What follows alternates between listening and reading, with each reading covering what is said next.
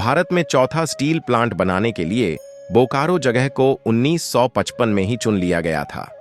उस समय यह इलाका धनबाद और हजारीबाग जिलों में आता था। 1957 में भारत सरकार ने हिंदुस्तान स्टील लिमिटेड HISL से कहा कि इस जगह को विकसित किया जाए और जरूरी सुविधाएं तैयार की जाए। काम की शुरुआत माराफारी गांव से हुई। वही गांव जो हमारा अपना था, यही वह मिट्टी है जहां हमारे बाप और दादा का बचपन बीता, जहां उनकी यादें आज भी हवा में घुली हुई हैं।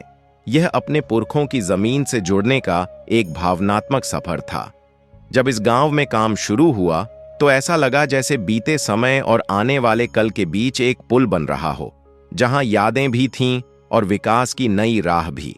यह गांव एक नई बन रही रेल लाइन के पास था और धनबाद हजारीबाग सड़क से एक कच्चे रास्ते से जुड़ा था।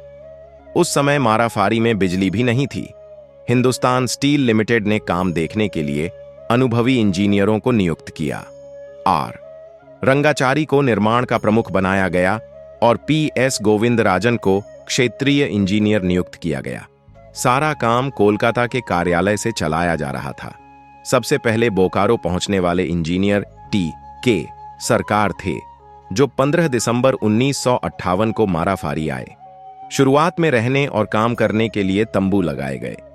1959 में पहला पक्का भवन बना, जो एक अस्थायी गोदाम था। पीने के पानी के लिए कुआं खोदा गया और रहने के लिए कुछ कमरे बनाए गए। बाद में बिहार सरकार के इंजीनियर B.N. सिन्हा ड्रिलिंग और जमीन की जांच के काम के लिए आए। आगे चलकर वे बोकारो स्टील प्लांट के मुख्य इंजीनियर बने। LR रामचंद्र राव को उप मुख्य इंजीनियर बनाया गया।